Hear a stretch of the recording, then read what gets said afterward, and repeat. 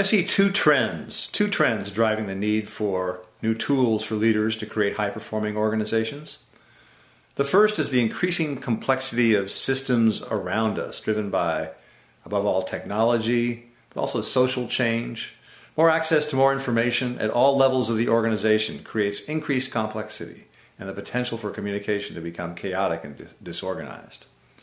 At the same time, it creates huge opportunities for everyone inside the organization to become a knowledge worker, to be learning and continuously improving the performance of the organization, and in so doing, to become a leader of the organization, creating what I call a leadership culture, where everybody is a leader. The second is that the speed of change continues to accelerate. Global communication, the speed of competition, changes in reaction times to market trends.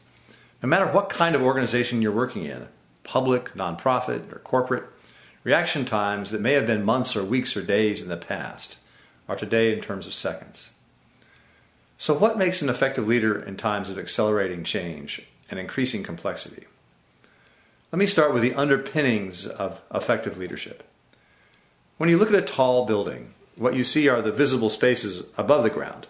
The foundation on which it rests is, of course, largely invisible. But that foundation has to be strong, otherwise the building will fall. Similarly, the foundation of effective leadership is largely invisible, but it rests on two behaviors. One is building trust, and the other is generating what I call spark. Let me start with trust. Creating trust may seem like an obvious part of a leader's job.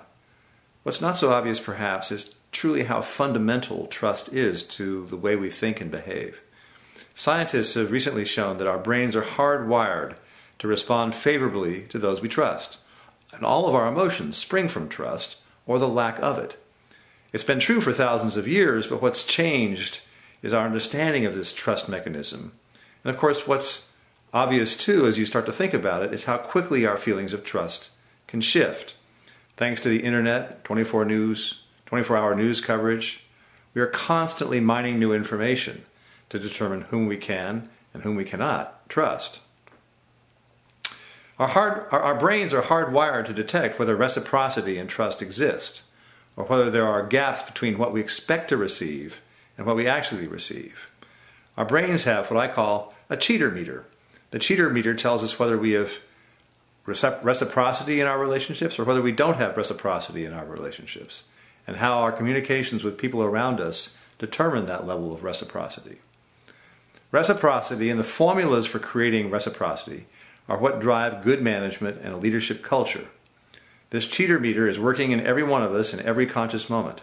If I think you've treated me fairly, then my cheater meter is in the green and everything is fine. But if not, it swings into the red. People are remarkably attuned to their cheater meters.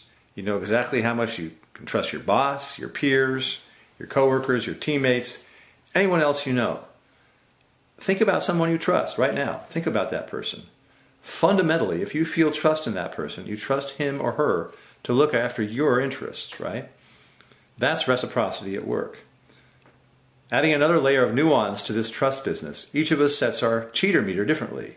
This is particularly evident at the start of a relationship. Some of us distrust until it's proven that we can trust somebody. Others come in with an attitude to trust unless it's proven that we should be distrusting. And on the outliers, there are simply people who are distrusting or trusting. Building trust begins with knowing how this works and that people have different trust orientations. So now that I've described the mechanisms of trust, or at least begun to touch on the mechanisms of trust, let's talk about spark. By spark, I mean inspiring people to innovate and create. As with trust, spark feeds an essential need in all of us. We respond positively to people who inspire our creativity and negatively to those who don't. Spark is crucial if you're going to succeed in a world where change is constantly accelerating and where innovation is really what gives companies the edge. But spark without trust can be damaging, leading to useless innovations and even destructive ones.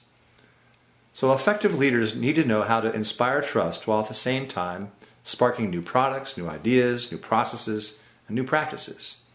If you look at all the high-performing organizations, Southwest Airlines, Google, FedEx, all of them have built high-performing organizations based on trust and spark.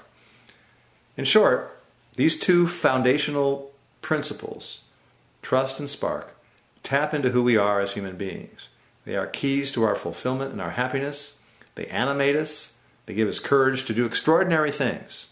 And all the rules and practices of building a high-performing organization and leading at light speed can be boiled down to building trust and generating spark.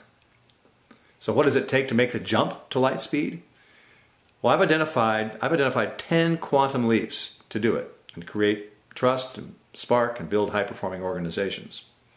And many resources are available in addition to leading at light speed.